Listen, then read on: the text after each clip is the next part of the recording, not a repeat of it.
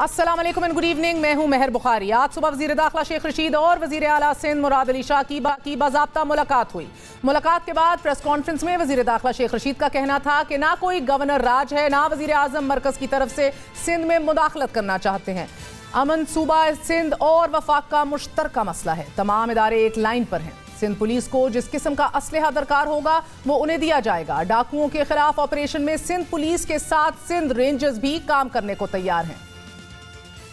तो की तरफ से जितना असला पुलिस को जरूरत हुआ हम देने के लिए तैयार हैं। बैकअप के लिए भी रेंजर्स काम करने के लिए तैयार है जहां सिंध हुकूमत चाहे, ताकि ये डाकू राज का जो खात्मा किया जाए। ताहम सिंध हुकूमत की स्वाबदीद है कि वो रेंजर्स को जहां चाहे इस्तेमाल करे। सिंध हुकूमत ने फिलहाल कच्चे में ऑपरेशन के लिए रेंजर्स और फौज की फौरी मदद ना लेने का फैसला किया है। कच्चे में ऑपरेशन पुलिस ही करेगी, मगर डाकू राज का मामला इतना सादा नहीं है। वजीर दाखिला ने आज भी डाकुओं की सियासी सरपरस्ती का तस्करा किया। कच्चे के इलाके में जो 4-5 ग्रुप हैं, ऐसे लोग भी मुलव्वस हैं जिनकी सियासी दिलचस्पी है। उन्होंने कहा कि उन्होंने DIG और SSP को बदला है। सिंध की आला शख्सियात पर यह इल्जाम कि वो डाकुओं की सरपरस्ती करती हैं एक तल्ख हकीकत है। पिछले 4 दहाइयों से सिंध के कच्चे के इलाके में डाकुओं का राज है और कोई हुकूमत भी उनका बाल भीगा नहीं कर सकी। ज़ियाउल हक के दौर में डाकुओं के पास उस वक्त का जदीद तरीन असलहा मौजूद था। अलमिया तो यह है कि पाकिस्तान में क्लैशनकॉफ पहले सिंध के डाकुओं ने इस्तेमाल की और बाद में सिंध की पुलिस के पास पहुंची। कल तर्जुमान सिंध हुकूमत हमारे प्रोग्राम में सवाल उठा रहे थे कि डाकुओं के पास जदीद असलहा फराहम कौन करता है। मुस्तनद जराए बता रहे हैं कि सिंध के डाकू जदीद हथियार स्मगलरों या बलोचिस्तान लेवी फोर्स या कबायली पुलिस या सिंध पुलिस के करप्ट अफसरान से ही खरीदते हैं, जो उन्हें सरकारी असलहा बेचते हैं, क्योंकि डाकू हथियारों की कीमत मार्केट रेट से ज्यादा अदा कर सकते हैं। आज वजीर दाखिला शेख रशीद ने बताया कि DIG और SSP सिंध को बदल दिया गया है क्योंकि उन्होंने ऑपरेशन प्लान के तहत नहीं किया। बहरहाल सवाल अपनी जगह मौजूद है। क्या बात है कि सिंध हुकूमत ऑपरेशन पे तुली है और कोई मदद नहीं चाहती वफाक से। हमारे साथ मौजूद हैं गवर्नर सिंध इमरान इस्माइल साहब। इमरान साहब बहुत बहुत शुक्रिया साथ देने का। सर फरमाइएगा कि आज किस फिजा में मुलाकात हुई, क्या स्ट्रेसफुल था इन्वायरमेंट, क्योंकि रात गए तक तो बारहा शेख रशीद साहब का सिंध पहुंच जाना, सूबाई हुकूमत को इतला ना देना, ये कुछ अच्छा नहीं लगा और सख्त तरीन बयानात सामने आए सिंध गवर्नमेंट की तरफ से। तो उसको एक शक की निगाह से देखा जाता है और बिफोर फाइंडिंग द फैक्ट्स उस तरह के बयान आ जाते हैं कि टेंशन की फिजा क्रिएट हो जाती है। तो कल कोई अनकंफर्टेबल सिचुएशन थोड़ी सी लग रही थी सिंध हुकूमत की तरफ से। जो बयान आए थे उनको देख के मैं आपसे कह रहा हूँ कि अनकंफर्टेबल लग, लेकिन आज जो शेख रशीद की उनसे मुलाकात हुई है उसमें उन्होंने क्लियरली उनको जो वजीर आजम का ख्याल है, जो वजीर आजम की सोच है सिंध के बारे में, वो उन्हें नरेट किया है। And I think they will be in a much more comfortable situation today. वहाँ पे उनको बताया गया कि वजीर आजम ये चाहते हैं इस वक्त डाकू राज टाइप चीजें हो रही हैं, खास करके इंटीरियर सिंध में। वहाँ पर जो भी वफाक से मदद चाहिए वो हम देने को तैयार हैं। हमारी ख्वाहिश थी कि वहाँ पर वो अगर उन्हें रेंजर्स की दरकार है मदद तो हम रेंजर्स देने के लिए तैयार हैं। अगर उन्हें बढ़ के कोई चीज़ चाहिए, कोई और किसी सूरत में उन्हें मदद चाहिए, तो वो सिंध की आवाम के लिए हम सिंध की गवर्नमेंट के साथ मिलकर ऑपरेशन में हिस्सा लेने में तक या और इससे आगे बढ़ के भी कोई काम करने के लिए हम तैयार हैं। अनकंफर्टेबल सिचुएशन ये नजर आ रही थी कि जब वजीर आजम ने नोटिस लिया और वजीर आजम ने शेख रशीद को हिदायत की फौरी तौर से सिंध जाने की, तो पीपल्स पार्टी की तरफ से थोड़े से जो बयान आए मेरे ख्याल है वो कुछ बुझलत में आए। फौरी तौर से वो मामला को समझ नहीं सके और कुछ मीडिया हाइप क्रिएट हो गई कि जी पता नहीं कोई नया काम, बड़ा काम होने वाला है। जबकि हमारी ख्वाहिश सिर्फ इतनी थी कि सिंध की जो आवाम का डिस्ट्रेस है, जिस वक्त वो अनसिक्योर फील कर रहे हैं, उसे हम किसी तरह केटर कर लें और हैंडल उसको हम कर दें। मगर गवर्नर साहब क्या बात है, क्या मदद देने के लिए तैयार हैं? हर किस्म की रिसोर्सेज, रेंजर्स, हर चीज़ वफाक देने को तैयार है, लेकिन इसको रद्द किया जा रहा है, रिजेक्ट किया जा रहा है सूबाई हुकूमत की तरफ से, हाथ बढ़ाया जा रहा है वफाक की तरफ से। क्यों रिजेक्ट किया जा रहा है? वफाक ने जो हाथ आगे बढ़ाया वो पीछे तो नहीं हटाया। हम तो अभी भी अपने मौके पे कायम है कि सिंध में बड़ी सख्त जरूरत है इस वक्त वो फेडरल इंटरवेंशन की, इंटरवेंशन इन द सेंस के उनके साथ मिलकर चलने की। और इस वक्त लोग जो है वो फेडरल गवर्नमेंट की तरफ, इमरान खान की तरफ देख रहे हैं। जैसे उन्होंने पंजाब में एक आध जगह पे रेंजर्स का ऑपरेशन फौरी तौर से ऑर्डर किया है, इस तरह से वो सिंध में भी कर सकते हैं। बशर्ते ये कि अगर सिंध की हुकूमत ये चाहती है कि ये ऑर्डर करे और वो साथ उनके नहीं, चले। मगर गवर्नर साहब दो बातें, एक तो आज वजीर दाखिला ने भी सियासी शख्सियात और सियासी सरपरस्ती की बात की। ये किसी से ढकी छुपी बात नहीं है कि पॉलिटिकल पेट्रनेज बारहा इन डाकुओं को रही है, अनफॉर्चुनेटली, चाहे लॉ एनफोर्सिंग एजेंसीज की तरफ से, पर्सनल की तरफ से हो या पॉलिटिशियंस की तरफ से हो। इस हवाले से आप लोग क्या इकदाम उठाएंगे? और दूसरी अहम बात कि क्या मुहर्रकात हैं जो आपकी समझ में आ रहा है कि नहीं आपसे हेल्प लेना चाह रही Sindh government? I don't know, इसके मुहर्रकात तो आप चीफ मिनिस्टर से पूछ सकती हैं, मुझे इसका इल्म नहीं है। मेरा ख्याल है कि इस वक्त सिंध हुकूमत को वफाक की जो ऑफर है, it's a very gracious offer, they should capitalise on it. और इस वक्त सिंध की लोगों को जो मदद की जरूरत है वो उनको वफाक के साथ मिलकर कर लेना चाहिए। बाकी शेख रशीद की रिपोर्ट आने दें, वो क्या वजीर आजम को रिपोर्ट पेश करते हैं। उस चीफ मिनिस्टर मिलने के बाद वो मेरे पास आए थे और जितनी बात उन्होंने मुझे बताई वो मैंने आपके सामने। नहीं, मगर गवर्नर साहब ये देखिए ना, कोई बदएतमादी होगी, आई मीन इंटेंस डिस्ट्रस्ट नजर आ रहा है, क्योंकि पीएमएलएन के दौर में भी ऑपरेशन हुआ, मिलके ये ऑपरेशन कंडक्ट किया गया, एक पेज के ऊपर सारे आए, और आज आप कह रहे हैं एक पेज के ऊपर है, मगर ये शायद बदएतमादी इस हद तक जा चुकी है that they don't want to avail your offer.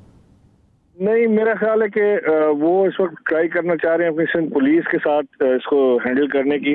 जो मैं समझ रहा हूँ कि इस वक्त जो डाकुओं की पोजीशन हमने देखी है, जिसमें वो सब मशीन गन्स और बड़े बड़े वेपन्स लेकर बैठे हुए हैं, वो उससे पुलिस का आई थिंक कैपेबिलिटी या कैपेसिटी नहीं है उससे मुकाबला करने की। हमारे पुलिस के जवान शहीद हो रहे हैं और वो इसकी वजह से नहीं हो रही कि वो कैपेबल नहीं है, उसी वजह से हो रही है कि वो कैपेसिटी नहीं है। वो उनके पास मोस्ट सोफिस्टिकेटेड वेपन्स है। इस तरफ जो गन्स है पुलिस के पास, उनकी हालत आपने देखी है कि वो किन गन्स के साथ वो लड़ रहे हैं। तो वो उसके लिए हमने इंटरवीन करने की कोशिश की है। एंड आई थिंक जो सूबाई हुकूमत है वो एक आध दिन में अपने ऑप्शंस एक्सरसाइज करके फिर I think they will come back. एक आध दिन का आप लोग इंतजार करेंगे, इनको वक्त मजीद दिया जाएगा, वरना तो इफ पुश कम्स टू शव, हालात ख़राब हैं, आप कह रहे हैं कि पुलिस इक्विप्ड नहीं है, तो क्या आइन तो इजाज़त देता है, बहरहा ये इख्तियारात हैं वफाक के पास कि वो आज खुद भी अगर बेहतर महसूस करे तो कोई एक्शन ले। Does that still lie with you, that power और दैट ऑप्शन? मौजूद है वफाक के पास। Prime minister has all the powers कि वो जहाँ चाहें वो ऑपरेशन करा सकते हैं, जहाँ पर वो देखें बदअमनी है या अवाम मुश्किल में है वहाँ पे वो कर सकते हैं। लेकिन बेहतर रास्ता यह है कि अगर सिंध हुकूमत साथ चले और उनको मिल के हम कर पाए तो I think that will be more effective. Otherwise prime minister की हिम्मत पर है कि वो क्या फैसला लेते हैं। एक छोटा सा वक्फा लेते हैं, वक्फे के बाद बात करेंगे शौकत तरीन साहब से। Stay with us.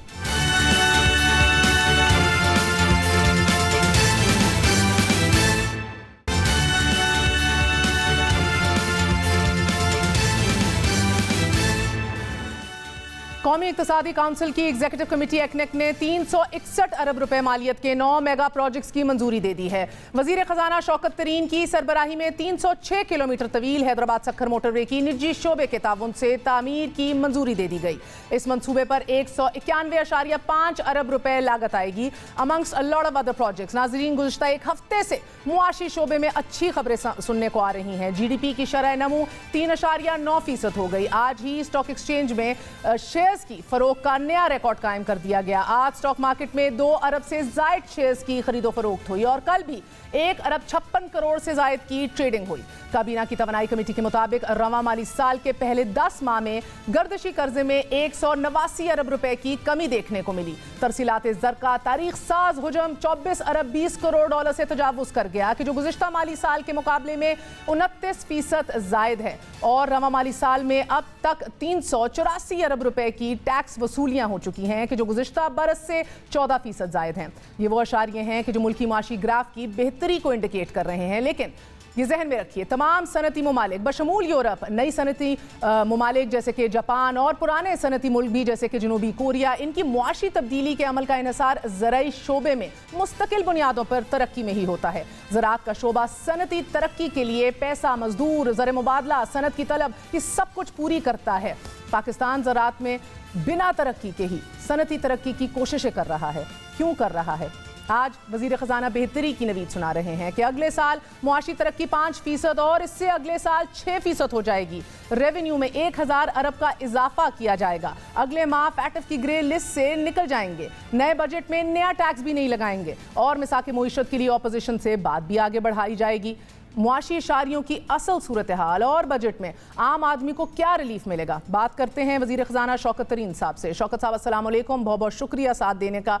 सर, पहला सवाल तो ये जो हर एक के जहन में आजकल ये जो बेहतरीन नंबर्स ट्रिकल इन कर रहे हैं कोविड के हालात के अंदर भी, and you just taken over right now, आपने तो अभी मनसब संभाला है, क्या इसका क्रेडिट जो है हफीज शेख को भी जाता है? बिल्कुल जाता है जी। उन कंसोलिडेशन स्टेबलाइजेशन जो है उन्होंने की, और उसकी वजह से जो आहिस्ता आहिस्ता इकानमी ने ये जो एक किस्म से जो ग्रोथ अभी आ रही है, तो उस पहले एक किस्म से जो स्टेबलाइजेशन थी उसने ग्राफ नीचे लेके गया, लेकिन बाद में उनकी जो पॉलिसीज़ वगैरह थी और प्राइम मिनिस्टर की जो पॉलिसीज़ थी उसकी वजह से ये ग्राफ ऊपर गया है। बिल्कुल उनको क्रेडिट जाता है। तो आप पिछले दिनों तो कह रहे थे कि बेड़ा गर्क कर दिया इन लोगों ने मुईशत का, अब आप कह रहे हैं कि जो नंबर्स अब आ रहे हैं इसका क्रेडिट जाता है हफीज शेख को। देखें जी, मैंने यही तो कॉन्टेक्स्ट से ज़्यादा अगर लेके जाया जाए तो फिर उसमें तो यही नज़र आता है, क्योंकि आई थिंक एक चैनल ने आधी मेरी स्टेटमेंट चला के उसके बाद में उसको 3 हफ्ते उसको एक किस्म से चलाया। मेरे से पूछा गया कि आपके ख्याल में ये जो IMF का प्रोग्राम है ये कैसे नेगोशिएट हुआ, तो मैंने कहा जो IMF का प्रोग्राम था वो बड़ा सख्त था और उसकी वजह से मईशत का बेड़ा गर्क हो गया, जो कि जो मैं आज भी आई स्टैंड बाय दैट कि जितना सख्त IMF का प्रोग्राम था हमारे पर इस दफ़ा, it was not, I will not say badly, because I think they put the gun to our head कि हमारे पास कोई चॉइस नहीं थी और IMF ने इससे हमारे साथ ज्यादती की। तो आप भी तो स्टैंड ले रहे हैं ना, they're still putting a gun to our head, उनकी अभी भी एक्सपेक्टेशंस जो हैं वो बहुत ज़्यादा हैं, इंक्लूडिंग कि तवानाई को भी एक बार फिर बिजली के नर्ख बढ़ा दिए जाएं, but you are taking a stand. So Hafeez Shaikh जो है वो स्टैंड लेने में नाकाम रहे। जी okay, so let's move forward sir, let's I understand. देखिए आप मैं बीवी मैं आपको एक अपनी फिलॉसफी सुना दूं। मेरी फिलॉसफी है कि never stand in the graveyard digging skeleton, move on. I agree with you sir, and it is not in good taste to criticize your predecessors, so I agree with you. We'll move on sir. ये बताइएगा sir, इस साल inflation के हवाले से बात करते हैं। इस साल टारगेट 6.5% था, एवरेज इन्फ्लेशन प्रोजेक्टेड जो है वो 9% है, इसके अंदर भी 2.5% ज़्यादा है ये टारगेट से ऑफकोर्स। तो अगले साल का एवरेज इन्फ्लेशन रेट का वो उसका जो टारगेट और हदफ बताया जा रहा है हुकूमत की तरफ से वो 8.2% बताया जा रहा है। अगर खुद आप लोग हदफ ही 8.2% रखेंगे तो मतलब कि इन्फ्लेशन इसी टेरिटरी में रहेगी, फिर आवाम को कैसे रिलीफ देंगे? देखिए, इसमें बहुत बड़ा एलिमेंट जो है ना वो फूड इन्फ्लेशन का है। फूड इन्फ्लेशन में आपको समझ आनी चाहिए कि इस वक्त हम नेट इंपोर्टर ऑफ फूड हैं। हम लोग इस वक्त वीट इंपोर्ट कर रहे हैं, अभी हमें कुछ ही नहीं पता कि हो सकता है हम शुगर भी इंपोर्ट करें, बिल्कुल बाकी चीज़ें भी, दालें वगैरह वो भी इंपोर्ट कर लेते हैं। तो पाकिस्तान ने अभी एग्रीकल्चर पे काम करना है, और वो एक शॉर्ट टर्म मैयर नहीं हो सकता, मीडियम टर्म मैयर हो सकता है। और दूसरी चीज़ ये है कि ये फूड प्राइसेस की वजह एक ये भी है कि हमारे फार्मर से लेके होल सेलर के दरमियान में इतने बड़े मार्जिन्स हैं, इतनी एक्सप्लॉयटेशन है जिसकी कोई हद नहीं है। और वजह ये है कि इस वक्त हमारे पास वो स्ट्रक्चर्स ही नहीं है जिसको आप कमोडिटी वेयर हाउसिंग कहते हैं, उसके बाद कोल्ड स्टोरेजेस कहते हैं। आज नेशनल असेंबली में भी कायमा कमेटी में जो वजारत ख़जाना की तरफ से नंबर दिया गया है इन्फ्लेशन का, वो यही है आपका 8.2% है, जिसके ऊपर आज PTI के अपने रुकन सदाकत अब्बासी ने भी ये सवाल किया कि यानी कि फिर हम 12% तक ही एक्सपेक्ट करें, गिवन के लास्ट ईयर भी 2.5% ज़्यादा था प्रोजेक्शन से, तो अब भी 12% इन्फ्लेशन फिर आने वाले साल में एक्सपेक्ट करेंगे? नहीं, देखें अभी इसमें बेस इफेक्ट आएगा। ये इन्फ्लेशन के जो नंबर हैं आप देखेंगे जुलाई अगस्त सितंबर से गिरना शुरू हो जाएंगे, बिकॉज पिछले साल जुलाई अगस्त सितंबर अक्टूबर के नंबर्स काफ़ी हाई थे। तो एक तो उधर से बेस इफेक्ट, दूसरा फिर हम ये एडमिनिस्ट्रेटिव मेजर्स भी लेने वाले हैं। मैंने ये कहा है इनको 4-5 जो बड़ी आइटम्स हैं उसके स्ट्रेटेजिक रिजर्व्स क्रिएट कर दें, और जहाँ जहाँ मार्केट्स के बीच में लोग एक्सप्लॉइट कर रहे हैं वहाँ फ्लड करें, ताकि ये होल्डर को इसका कला कुमा करें। तो इंशाल्लाह इस फूड इन्फ्लेशन हमारे कंट्रोल में आई, होपफुली इंटरनेशनल प्राइसेस भी कम होंगी, क्योंकि इस वक्त इंटरनेशनल प्राइसेस काफ़ी ज़्यादा बढ़ चुकी हैं। तो हम इसको नीचे लाएंगे, लेकिन इस वक्त उन्होंने कंजर्वेटिव जो कहा है वो बेसिकली 8.2% का है। सर, एक तो आपके ये जो बजट है इस पे ऑफ कोर्स आईएमएफ की छाप है, आईएमएफ के प्रोग्राम में रहना भी है हमने, लेकिन आप कहते हैं कि बिजली की कीमतें भी नहीं बढ़ाएंगे। बेहतरीन बात है ये, लेकिन ये किस हद तक आपको इस हवाले से कामयाबी हुई है सोफा? देखें, इंशाल्लाह कामयाबी होगी। हमारा कोविड-3 चल रहा है, ये मतलब आसान वक्त नहीं है हमारे लिए, बिकॉज़ इसके बीच में देखें जो हमारे इन्फेक्शन रेट्स हैं काफ़ी हाई हैं। तो हमने आईएमएफ को और वर्ल्ड बैंक को यही कहा है कि देखिए जी, आपका मकसद क्या है इस वक्त? आपका मकसद ये है कि हमारा सर्कुलर डेट जो है वो ज़्यादा नहीं बढ़ना चाहिए, और बल्कि बढ़ना ही नहीं चाहिए। हम आपको अगर वो हदफ जो है वो अगर पूरा करके दे सकते हैं without increasing tariff, because tariff से कुछ नहीं होता। टैरिफ से ये होता है कि गरीब आदमी को एक तो जो बेचारा दे रहा होता है उसके ऊपर वो कदजन लग जाती है, और जो हमारे जैसे जिसमें एक किस्म से ये जो इदारे हैं पब्लिक सेक्टर में हैं, करप्शन बढ़ जाती है, तो इनएफिशिएंसी बढ़ जाती है। तो ये ना करें, और इस वक्त हम आपको वो हदफ पूरा कर देंगे आपको। और दूसरा उन्होंने हमें कहा कि टैक्सेस जो हैं वो आप एग्जेम्पशन ख़त्म कर दें, और जो ये हाई एंड के जो हमारे टैक्स पेयर्स हैं या पूरे, उन्होंने तो पूरी चेन पे कहा कि और टैक्सेस लगा दें। मैंने कहा ये भी नहीं होगा, हम टैक्स पे टैक्स नहीं लगाएंगे। हमारा काम है ब्रॉडन करना टैक्सेस को, हमारा काम है और लोगों को नेट में लेके आना, हमारा काम है टेक्नोलॉजी के थ्रू हम बेसिकली जो एरियाज हमें टैक्स नहीं दे रहे उधर तक पहुंचना और इनोवेशन लेके आना। और इंशाल्लाह आपका जो ये तकरीबन 6 ट्रिलियन का जो हदफ है, हम इसके करीब करीब पहुंच जाएंगे। तो आपको इसमें क्या प्रॉब्लम है? तो सर, ये हफीज शेख के एग्रीमेंट के मुताबिक तो 600 अरब के टैक्सेस हमें इस बजट में लगाने थे, according to what he dealt with. IMF का रेवेन्यू टारगेट 5,963 अरब था। सो नए मेजर्स के लिए बगैर भी ये 5,800 अरब जो है वो एफबीआर का हदफ पूरा किया जाएगा, पूरा किया है गवर्नमेंट ने। सो आईएमएफ की सजेशन से तो तकरीबन ये 163 अरब कम है। तो इतलात ये भी अब आ रही हैं कि आईएमएफ नहीं मान रहा इस हवाले से जो आप लोगों ने सजेशन दी है। नहीं, ऐसी बात नहीं है। हमारी उससे गुफ्तगू शुरू है, ऐसी तो बात ही नहीं हो सकती ना कि वो ना माने। भाई उनको अगर पूरा का पूरा हम दे दें, ये ज़रूर कह सकते हैं वो कि जनाब कोई ये एग्जम्पशन जो हैं ये आप इसको ज़रा थोड़ी इसमें रफ्तार ज़्यादा करें, वो हम कर लेंगे, लेकिन इस वक्त नहीं करेंगे। हम इस वक्त जो है वो चीज़ करेंगे जो हमारे नेशनल इंटरेस्ट में है। इंशाल्लाह हम उनको मगर जो आपने हदफ उनको प्रपोज किया शौकत साहब 5800 बिलियन का, इंशाल्लाह जी 5800 बिलियन का, तो ये आप कह रहे मान जाएंगे, they have to get back to you in a few days now. अगर ना माने तो क्या? देखें, नहीं ना माने की बात नहीं है। देखें जी, मुझे ये बताएं कि कोविड-3 हो गया, अगर कोविड-3 ना होता, मैं इसका आपको एक एग्जांपल देता हूँ। अप्रैल के बीच में 21 अप्रैल तक 20 अप्रैल तक हमारी जो रन रेट था वो पिछले साल से 92% आगे थे हम। और कोविड-3 जब हिट हुआ है हमें, आखिरी 10 दिनों में वो 92% गिर के 57 पे आ गया। इसका मतलब इफेक्ट तो हुआ ना, क्योंकि लॉकडाउन का इफेक्ट होगा, बिजनेसेस बंद होंगी, उसका इफेक्ट होगा।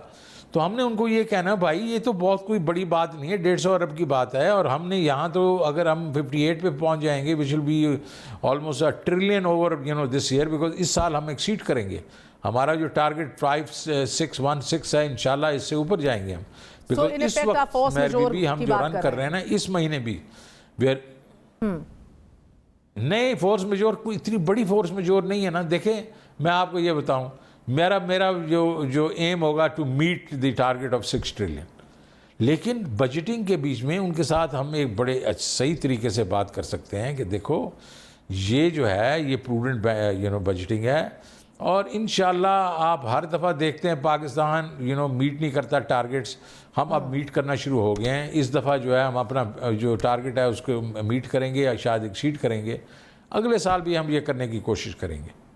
तो पहले आप कह रहे थे कि कोई नए टैक्सेस नहीं लगाए जाएंगे, अब आप 350 अरब खुद प्रपोज किया है आपने आईएमएफ को। सो 2 हफ्तों में पोजीशन में ये तब्दीली क्यों आई है?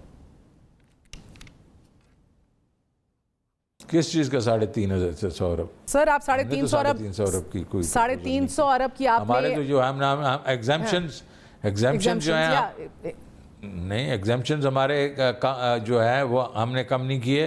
कोई नए जो टैक्सेस हैं, टैक्सेस पे टैक्सेस नहीं लगाए। अगर इक्का दुक्का टैक्सेस बहुत हाई एंड के ऊपर अगर वो एनॉमलीज अगर हुई हैं, 350 अरब तो है ही नहीं वो। हमने अपनी एफिशिएंसी बढ़ाई है और जो टैक्सेस हम लगा रहे हैं वो हम ब्रॉडनिंग ऑफ टैक्स से लेके आ रहे हैं, टेक्नोलॉजी को यूज़ करके लेके आ रहे हैं। उन लोगों से ले रहे हैं जिन्होंने पहले टैक्स कभी नहीं दिया। ओके, सो एक सेकेंड, सो 5800 बिलियन का टैक्स हदफ आपने प्रपोज किया IMF को, मगर 350 अरब के आपने कोई नए टैक्सेस या एग्जेम्पशंस की बात नहीं की उनसे?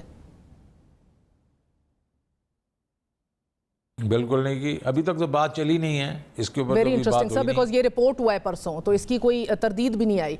बहरहाल ठीक है, आप अपने आप ने तरदीद कर दी है। FBR की 11 इनकम टैक्स स्लैब्स हैं अभी मुल्क के अंदर सैलरी क्लास की। मैं आपको अभी बता रहा हूँ मैं क्या आपने सिर्फ 5800 का टैक्स हदफ प्रपोज किया? टैक्स करना हमने यार ज्यादा, वही मैं पूछ रही हूँ आपसे सर।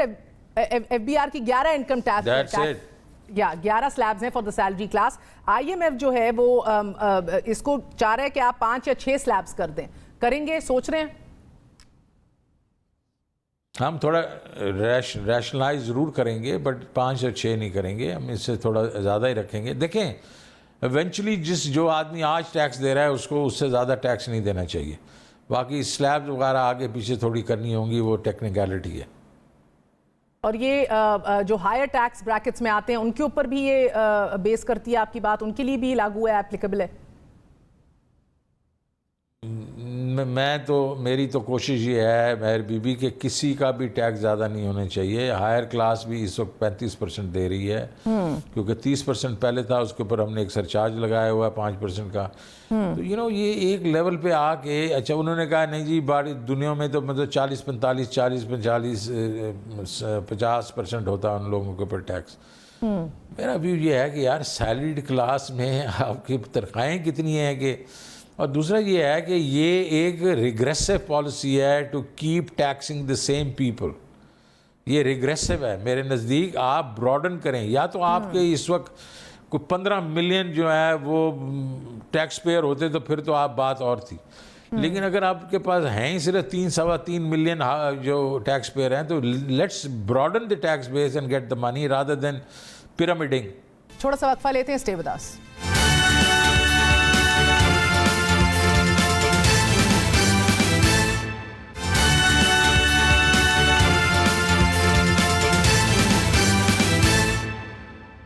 वापस आने का शुक्रिया, वेलकम बैक। बात कर रहे हैं शौकत तरीन साहब वजीर खजाना से। सो बेसिकली 350 का तो आपने फिगर ही रद्द कर दिया, वरना 2700 अरब FBR कलेक्शन एक्सपेक्टेड थी। नॉमिनल ग्रोथ भी हो without applying any new taxes as you say, तो अगले साल फिर भी ये 5300 बिलियन बन जाता है। इस पर भी 200 अरब और अगर आप डाल लें तो ये 5500 अरब है। सो पीछे गैप न्यू टैक्स मेजर्स से पूरा ही होगा ना? इसकी बात मैं आपसे वैसे कर रही थी। नहीं, न्यू टैक्स मेजर नहीं, न्यू टैक्स मेजर नहीं। टैक्स कलेक्ट करेंगे वो उन लोगों से जो आज नहीं दे रहे, और वो हमारे पास इनोवेशन है जो कि हम लेके आएंगे इस बजट में। And I'll talk about that innovation, but Shaukat साहब, बॉटम लाइन इज कि एडिशनल रेवेन्यू मेजर्स तो आपको लेने हैं ना? एडिशनल देखें, एक एडिशनल मेजर ये होंगे कि हम जो टैक्स जो लोगों पे वो कर लें, अपना मुसल्लत कर दें। एक मेजर्स हैं कि हम जिन लोगों ने टैक्स नहीं दे रहे या हमारी सेल्स टैक्स जहाँ कलेक्ट नहीं हो रहा वगैरह, उसकी एफिशिएंसी लाएं। वो भी एडिशनैलिटी है ना। Isn't that a better additionality than basically charging people जो पहले दे रहे हैं उसके ऊपर और टैक्स लगा दें हम? ठीक है, सो आप इनोवेटिव मेथड्स की भी बात कर रहे थे, पहले भी कर चुके हैं। मैं आपको ये बताऊं, मैं सिर्फ ये बताऊं कि कस्टम ड्यूटी, एक बात, let me talk to you a little more on this. आप अगर रज़ाक दाऊद से बात करें, या मेरा व्यू इस पे ये है कि we should basically start looking at the economic activity of the country. ये रेवेन्यूज़ प्लस माइनस जो होते हैं ये होते रहते हैं। जब तक आप इकॉनमी का पहिया तेज़ नहीं करेंगे, रेवेन्यू इकट्ठे नहीं होंगे। तो हमारा एटीट्यूड तो ये है कि आप किसी को, तो इसलिए हमने कॉमर्स वगैरह को उनको मराद जो हैं, छूट जो हैं वो ज़्यादा दी हैं इस दफ़ा। इसी तरीके से we are doing the same thing for obviously things like health education, जिसके ऊपर लोगों ने पहले तवज्जो कभी भी नहीं दी हुई थी। That's lovely. What I am saying is that जी। वी आर दिस गवर्नमेंट जी फिलॉसफी डिफरेंट है। हाँ बिल्कुल, नहीं फिलॉसफी बेहतरीन है आप जो जिक्र कर रहे हैं, क्योंकि आपने ज़ाक दाऊद साहब का भी जिक्र किया सर। हमने ये देखा है पिछले 2 साल के अंदर कि हम इकोनॉमिक डिप्लोमेसी की बात करते हैं, आपके साथ सऊदी का भी ये मसला हुआ, कतरीज का भी ये मसला हुआ, China is also of course special economic zones बनानी है, they want to invest here. आपका इंफ्रास्ट्रक्चर नहीं है, बाबूस ब्यूरोक्रेसी की वो थिंकिंग नहीं है, इंस्टीट्यूशनल स्ट्रक्चर इधर मौजूद नहीं है सिरे से, एक बड़ी अम्ब्रेला इस मुल्क में मौजूद नहीं है, वायबल इकोनॉमिक प्रोपोजिशंस ऑफर करता है आपको सऊदी अरब और Qatar, but you come back home, you do all the sweet talk and nobody follows up. The structure is not so to say, जैसे कहते हैं कि जो ब्यूरोक्रेसी भी उसको फॉलो अप कर सके, एक पाइपलाइन के अंदर काम हो सके, इसके ऊपर आप हारून शरीफ समेत बड़े लोग गवा चुके हैं पहले जो यही बातें करते रहे हैं। आई स्पोक टू दाऊद साहब एज वेल। इस मुल्क में तो अभी इंडस्ट्रियल पॉलिसी नहीं है सर, फिर अगले 10 साल की एग्रीकल्चर पॉलिसी इस मुल्क में नहीं है।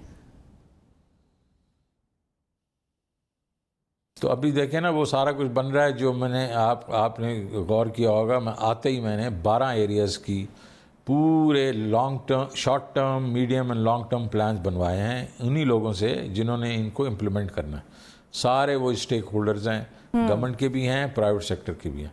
वो सब कुछ तैयार हो गया है। इंशाल्लाह 1 हफ्ते के बीच में हम लोग दे के 10-15 दिन में हमने प्राइम मिनिस्टर को प्रेजेंट कर देने हैं। पहली दफ़ा कॉम्प्रिहेंसिव प्लानिंग हुई है जिसको हम फॉलो करेंगे। जिस तरह आप कह रहे हैं कि आपकी पॉलिसीज़ ही कोई नहीं है, अब इसमें आपने जो इन्वेस्टमेंट्स की बात की, तो प्राइम मिनिस्टर ने पिछले 2 हफ्तों में 2 दफ़ा मीटिंग ली हैं बोर्ड ऑफ इन्वेस्टमेंट की, और उधर भी यही हुआ कि भाई आप कर क्या रहे हैं, ये हैं मार्केटिंग ऑर्गेनाइजेशंस, इधर मार्केटिंग की ज़रूरत है, हमें मार्केटिंग ऑफ पाकिस्तान करना है। तो माइंडसेट ऐसा होना चाहिए कि मतलब ब्यूरोक्रेटिक तो होना ही नहीं चाहिए। तो ये सारा माइंडसेट प्राइम मिनिस्टर की गाइडेंस में चेंज हो रहा है। आप देखेंगे जब हम जाएंगे चाइना या जब सऊदी जाएंगे और कतर बाद में जाएंगे, हम उनके पास वो प्रोडक्ट्स लेके जाएंगे जो कि हमने रिसर्च की होगी और वो उसमें इन्वेस्ट करने को तैयार होंगे। वेरी गुड सर, बिकॉज पहले भी सऊदी ने LNG की बात की और अपने प्रोजेक्ट्स का जिक्र किया, way they were interested. We didn't have the sir, इस मुल्क में तो चीफ इकोनॉमिस्ट नहीं है सर। मैं कितनी दफ़ा प्लानिंग कमीशन से पूछ गई हूँ, असद उमर मुझे हर 3 महीने बाद एक नई तारीख देखते हैं, देखना चीफ इकोनॉमिस्ट है। We don't even have a chief economist. I mean what are we talking about sir? आप इनोवेटिव मेथड्स की बात करते हैं और पहले भी कर चुके हैं, as I said revenue targets और जो इकदाम प्रपोज किए जा रहे हैं टू अचीव दैट, इनमें अभी भी एज वी सेड फ़र्क आ रहा है 200 अरब का। And you saying don't let's not get into numbers, but गालिबन ये फ़र्क मजीद रिटेलर्स को टैक्स नेट में ला के ये फर्क पूरा किया जाएगा। 11,000 पॉइंट ऑफ सेल मशीन्स जो हैं रजिस्टर्ड हैं ऑलरेडी हमारे मुल्क में, FBR के साथ रजिस्टर्ड है। अगले साल 50,000 मजीद आप करना चाह रहे हैं, कैसे करेंगे? 50,000 किधर करना चाह रहा हूँ? अच्छा, I read that number somewhere. मैं तो उसको अगले 2 साल में 5 लाख पे लेके जाऊंगा। ओ अल्हम्दुलिल्लाह, जबरदस्त। कैसे करेंगे? 5 लाख 500,000 और मैं पैसे दूंगा, मैं उसके पैसे दूंगा। मशीन्स में मैं इनको कहूँगा ये तुम्हारे लिए कंपल्सरी लगाओ, जाती जेब से फिर मैं ये करूँगा I force the retailers to use these machine, because customer को मैं इतने इंसेंटिव दूंगा कि वो जाके इनको कहेंगे, इनका गला पकड़ेंगे, कहेंगे जी हमें पक्की रसीद चाहिए, और उसके बाद इनामात दिए जाएंगे। ये खैर I want to unveil that in the budget. The very fact is radical हम वो एक प्रोग्राम्स लाएंगे, और ये नहीं है कि मैंने किए हैं सिर्फ, ये तुर्की ने किए हैं, कोलंबिया ने किए हैं, बाकी मुल्कों ने किए हैं। तो आप देखेंगे कि हम इस वक्त चेंजेस लाएंगे। हाँ। और दूसरा मैं आपको ये बता दूं कि मैंने बहुत बड़ी मैंने स्टेटमेंट दे चुका हूं कि हरासमेंट FBR की ख़त्म करेंगे, क्योंकि यूनिवर्सल सेल्फ असेसमेंट होगी और बहुत थोड़ा जो ऑडिट होगा थर्ड पार्टी ऑडिट होगा। इसका मतलब है कोई FBR वाला किसी को तंग नहीं करेगा, लेकिन उसके बाद एक सेल होगा जो वो हर उस बंदे को पकड़ेगा जो टैक्स नहीं दे रहा। एंड फ्रैंकली अगर हमने पकड़ लिया उनको तो वो सीधा अंदर जाएंगे हुकूमत की मेहमान खानों में। तो ये पहले कभी नहीं हुआ, इस दफ़ा होना शुरू होगा और पीपल विल हैव टू पे टैक्सेस। शौकत साहब, डिफेंस बजट फ्रोजन रहा है, इसको भी बढ़ाने जा रहे हैं? जो भी देखें, उन्होंने 2 साल तो बड़ी पेशेंस दिखाई है और उन्होंने अपनी सैलरीज भी नहीं इंक्रीज़ की, उनके अब बाकी एक्सपेंडिचर भी हैं वो भी बहुत ही थोड़े बड़े हैं। तो इस दफ़ा जो उनकी ज़रूरियात हैं, और वो कोई रेडिकल नहीं है, जो हैं उनकी ज़रूरियात उनको हम पूरा करेंगे।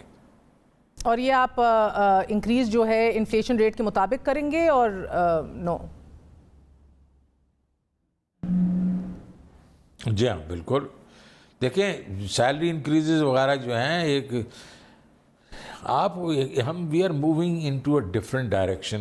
मैं आपको ये बताऊं, मैं चाह रहा हूं कि पाकिस्तान में जिस तरह 60s में government used to be employer of choice.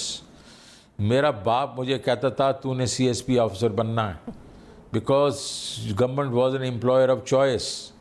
उसकी जो एक किस्म से जो एक प्रेस्टीज थी, काम करने का तरीका था, उनकी तनख्वाहें थी, मतलब बिल्कुल मार्केट नहीं थी लेकिन करीब करीब। तो people used to just actually aspire to be in the government. We are no longer employer of choice. हमने इसकी फंडामेंटल इसकी रीस्ट्रक्चरिंग करनी है, अपने ये जो ह्यूमन रिसोर्स है और एम्प्लॉयर ऑफ चॉइस। उसमें एक बहुत बड़ा एलिमेंट ये है कि जो 2 साल में बना लेंगे। वो तो है, लेकिन चलें, मैं आपको इसका जवाब दे देता हूँ।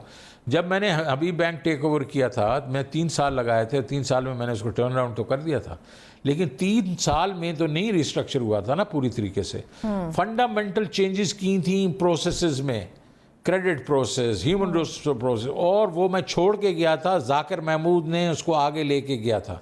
तो हमने वो चीज़ें कर देनी है। अगर हम इंशाल्लाह तो हम कोशिश करेंगे, हम री इलेक्ट होके आएंगे, लेकिन जो आने वाली हमारी हुकूमतें होंगी वो ऐसी चीज़ें हम छोड़ के जाएंगे कि वो उनको परसू करेंगी तो पाकिस्तान आगे की तरफ जाएगा। ज़बरदस्त। सर, आ जाते हैं आपके और मेरे फेवरेट टॉपिक पे, एग्रीकल्चरल ट्रांसफॉर्मेशन। गो कि मैं अभी समझना चाह रही हूँ आपसे कि ये आप कहते हैं, आपने अभी थोड़ी देर पहले भी कहा कि 12 बड़े एरियाज़ के अंदर हम फोकस कर रहे हैं, तो इसके अंदर क्या मिनिस्ट्रीज़ जो हैं वो अपने अपने साइलोज़ में काम कर रही हैं इंडिपेंडेंटली, या you have someone who is monitoring Pakistan economic transformation, ज़राई ट्रांसफॉर्मेशन के लिए 1 पॉइंट मैन है आपके पास? अभी सारों के लिए हम लोगों के पास टीम्स हैं। जो इस वक्त जो एग्रीकल्चर के मिनिस्टर हैं, मखदूम साहब वो हैं, उसमें खुसरो साहब भी हेल्प कर रहे हैं, उसके बाद जमशेद चीमा साहब भी हैं, और कुछ और जो प्राइवेट सेक्टर के लोग हैं, ये सारे मिलके एक ट्रांसफॉर्मेशन प्लान बना रहे हैं। Who does the buck stop at? The buck stops at Makhdoom Fakhar इमाम एंड जमशेद चीमा। लेकिन at the end of the day अभी इस तरह बक स्टॉप नहीं होगी। अच्छा, ठीक है। नहीं, अख्तियारात की बात नहीं है, नॉलेज बेस की बात होती है। उसके पास काफ़ी नॉलेज है and I think is very effective. लेकिन इसको देखें ना, इसको मैं आगे लेके चलता हूँ। एक ट्रांसफॉर्मेशन प्लान बना, फिर ये हमारी जितनी भी बड़ी कमेटी है EAC की, वो उस सारी चीज़ को रिव्यू करेगी, हर प्लान को, 12 प्लान्स को रिव्यू करेगी। हाँ। ताकि अगर किसी के बीच में और किसी के सजेशंस हैं तो वो भी डाल दें। तो उसके बाद वो चीज़ जाएगी, प्राइम मिनिस्टर उसको अप्रूव करेगा। देखें, कभी इस लेवल की प्लानिंग अभी तक नहीं हुई 60s के बाद। आप लोगों ने तो 2 दफा कर लिए, तरीन साहब से करा लिए, एक बार फिर करा लिए। 100%। I hope. अच्छा, so let's get to what I needed to ask you sir, कि डिबेट थोड़ी सी नेक्स्ट स्टेप पे जाए। तरीन साहब, मैं उस जी नेक्स्ट नहीं बोल रहे तरीन साहब, व्हाट? मैं ये कह रहा हूँ डिबेट को नेक्स्ट स्टेप पे लेके जाएं। नहीं, do you want to say something about Jahangir Khan Tareen agricultural plan? था, ठीक है, बनाया होगा। हाँ। No, I think he must have made a very good agriculture plan, लेकिन फॉलो थ्रू अगर नहीं हुआ है, उसमें कोई कोताहियाँ, हम उसी प्लान को लेके उसको रीवैम्प कर रहे होंगे ना। तो हमने तो वो चीज़ करनी है, हमने पर्सनालिटीज़ पे नहीं जाना, हमने कहना what is good for the country, हम उसको लेके चलेंगे। बिल्कुल। सो आप अनाज और जो है वो गलने वाली अशिया दोनों के स्टोरेज ज़ख़ीरा अंदोज़ी की बात कर रहे हैं, मगर एक छोटा किसान जो है, शौकत साहब ये समझाइएगा, उसके वो किससे इससे फ़ायदा हासिल कर सकेगा? पहले तो ये सहूलत जो है वो उसके गांव में है ही नहीं, सिरे से वो कहीं मौजूद नहीं। देखें, क्योंकि एक तो वो फसल किसान की अपनी नहीं होती, क्योंकि वो आड़ती को इब्तदा में शुरू में ही काश के लिए जब ये चीज़ें ख़रीदता है तो वो तभी अपनी फसल को जो है वो गिरवी रखवा देता है। दूसरा इशू ये है कि फसल को जब वो ज़ख़ीरा करके बाद में इस उम्मीद पर वो बेचेगा कि मुस्तकबिल में शायद कीमतों में इजाफा हो जाएगा, तो ये स्पेक्युलेटिव है, महज क्यासा राय के ऊपर मबनी है, क्योंकि पाकिस्तान में तो कोई ऐसा फाल इदारा ही मौजूद नहीं है सिरे से जहां फसलों की खरीदो फरोख्त हो। देखें, आपने बहुत अच्छा सब्जेक्ट मतलब रेस कर दिया। देखें, इसको डिफरेंट तरीके से हमने हैंडल करना है। पहले तो छोटा काश्तकार 3.5 जो एकड़ है और अप टू 12 एकड़ जो है वो 3.1 मिलियन हाउस होल्ड्स हैं। इसमें हमने उनको खुद कफील कर देना है, हमने उनको इंटरेस्ट फ्री लोन दे देने हैं। ये इश्यूज पे तो मैं बाद में इंटरेस्ट फ्री लोन देने हैं और रिवॉल्विंग क्रेडिट। आप सुन, ये मैंने आप पहले भी कहा है, और ये बहुत बड़ा एक प्रोग्राम हम लॉन्च करने वाले हैं अगले 2-3 हफ्तों में, जिसमें काश्तकार को अर्बन जो हमारा जो है वो लोअर इनकम ग्रुप है, इनको नॉट ओनली के प्रोडक्शन लोन्स मिलेंगे या उनके बिजनेस के लोन्स मिलेंगे, हम घर देंगे उनको, ये लो कॉस्ट हाउसिंग देंगे। सर मैं तो सेहत कार्ड देंगे, एक फर्द को हम जाके स्किल डेवलपमेंट करेंगे। वो क्रॉप और काश्त उसकी है ही नहीं, तो आप कैसे कह रहे हैं हम स्टोरेज और कोल्ड स्टोरेज देंगे? उससे वो आरती को बेच चुका होता है वो दे। नहीं, ये मैं आपको बताने की कोशिश कर रहा हूँ। आप ज़रा, मैं आपको भेज दूंगा। इंटरव्यूज़ आए हैं, जब लोगों को ये लोन्स मिले हैं, छोटे लोन्स मिले हैं, तो उन्होंने कहा जी हम इस वजह से आड़ती से हमारी जान ही छूट गई है, क्योंकि हमें आड़ती की अब ज़रूरत ही नहीं है रहती। आप हमें पैसे दे देते हैं और 4-5 साल के अंदर वो कहता है कि हम खुद कफील हो जाते हैं, हमारे पास इतनी सेविंग हो जाती है कि हमें आपके लोन की भी जरूरत नहीं होती। बट यू थिंक तो आप देखेंगे ये कॉम्प्रिहेंसिव प्लान होगा। असल जो एक छोटे फार्मर के लिए ये इंटरेस्ट फ्री लोन है या अफोर्डेबल लोन्स हैं? इट्स माइक्रो फाइनेंस का बार बार जिक्र करते हैं, खुद का भी जिक्र करते हैं। Interest free loan, interest free loan madam, interest free loan. Okay, and I will get to the ये चलें, आप हमें 2-3 हफ्ते देना, हम लॉन्च करेंगे तो आप देख लेंगे। मुझे एक और बात बताइएगा शौकत साहब कि अगर आप 1800 रुपए फी मन का हिसाब भी अगर लगा लें, तो फिर भी 1 एकड़ पर जो गंदम काश्त हो रही है वो भी अगर 30 मन फी एकड़ है, और अगर आप इसी की कैलकुलेशन करें इस हिसाब से, तो आप देख रहे हैं कि 54,000 रुपीज़ ये बनती है। बैंक तो किसानों को फसल की फी एकड़ पैदावार की मालियत 70% के हिसाब से दे रहे हैं, अभी जो रेट लगाता है, कर्जा मुहैया करते हैं, 70,000 देंगे। हाँ, तो सर यही तो बात है, ये तकरीबन 38,000 रुपीज बनती है, जबकि कपास और धान की फी एकड़ पैदावार की लागत जो है उसका तखमीना 40,000 रुपए है। Do you understand what I am saying? Mayor, you don't understand what I am saying. ठीक है, मुझे समझाएं। This is 70,000 rupees 6-month revolving credit. Yes, I understand, sir. Warehouse receipt financing banks की 70% है। क्या सुनती जाओ ना तुम जरा थोड़ा ठंडे, अगर पानी पड़ा हुआ ना, पानी पी लो थोड़ा सा। कावा पड़ा हुआ। मैं तुम्हें ये समझाने की कोशिश कर रहा हूँ कि हर क्रॉप जो है 70,000 के अंदर उसको वो फाइनेंसिंग मिलेगी, और वो हर 6 मंथ्स की क्रॉप होती, वो पैसे मिलेंगे, रिवॉल्व करेंगे उसके।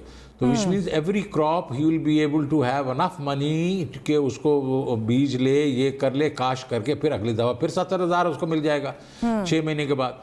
तो आप जो बात कर रही हैं ना, सालाना बात कर रही हैं, मैं तो 6 महीने की बात कर रहा हूँ। ठीक है, सो मैं ओके, ठीक है, आप 6 महीने की बात कर रहे हैं, मैं बात कर रही थी वेयर हाउस रिसीट फाइनेंसिंग की, जिधर इनको 70% बैंक्स दे देते हैं, मगर even then if you try to calculate, वो मैं समझा देता हूँ। हाँ। वो समझा दूँ मैं आपको, मैं समझा देता हूँ उसका ये है कि इस वक्त जब वो उसके पास एक हार्वेस्ट हो जाती है, तो अगर जब उसके पास पैसे नहीं होते तो वो उसने उधार लिया होता है पार्टी से, और वो उससे जाके एक तो उसको गलत किस्म का बीज दे रहा होता है, उसको सारा कुछ खाद भी मतलब उसको महंगी दे रहा होता है, वो लेके जाता है हार्वेस्ट, वो उससे 20% कम पे हार्वेस्ट वो उसके वो जो वो प्रोड्यूस खरीद लेता है, बिल्कुल, और उसको जो थोड़े से पैसे देने होते हैं वो दे देता है, खुद महंगा फिर बेच वो के वापस खड़ा हो जाता है उस बेचारे के पास अगले 6 महीने के लिए कर्जा लेने के लिए। बिल्कुल। So we are saying no, we are going to just get rid of this Aarti. He will have enough money and then he can जो आपके कमोडिटी वेयर हाउसिंग है उसको जरूरत नहीं है कि वो उसी वक्त बेच दे, वो जाके कमोडिटी वेयर हाउस में डाले, रिसीट ले, जिस वक्त उसको मर्जी चाहे वो बैंक से जाके डिस्काउंट कर ले। तो this is what we are moving towards. मुझे एक बात बताइए, आप मिडिल मैन जो कि आड़ती है उसको कैसे तहफ़्फ़ुज़ फराहम करेंगे? वो भी इंसान है, उसने भी घर पालना है पीछे, उसका क्या बनेगा? वो टोटल माइनस हो जाएगा। आइडियली तो एक इतना वायबल बिजनेस मॉडल और ऑप्शंस हों छोटे किसानों के पास, दिल करे आड़ती के पास जाएं, दिल करे तो इधर से भी अपने आप को सस्टेन कर लें। आपकी बातों से लग रहा है माइनस करना चाह रहे हैं आड़ती को। बिल्कुल यही होगा, यही होगा। आड़ती जो है वो रीजनेबल हो जाएगा। देखिए जी, आड़ती का ये काम ये है, आड़ती जो है वो basically because he is sitting over there, he is convenient, people can go as and when they want, तो वो लेकिन आज वो एग्जॉर्बिटेंट रेट्स पे इनको फ्लीस करता है और फार्मर को। अगली दफ़ा जब इनके पास अल्टरनेटिव हो जाएंगे तो वो या तो कोई और कारोबार करेगा, अगर इसी कारोबार में रहेगा तो he will have to be efficient.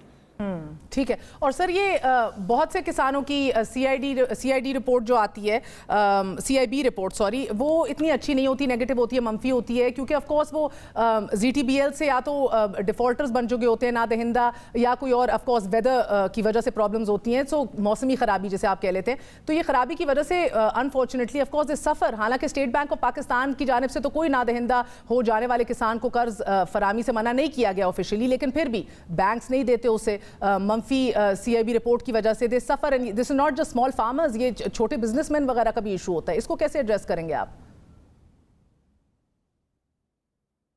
क्योंकि इसके ऊपर इन्हिसार ही नहीं होगा।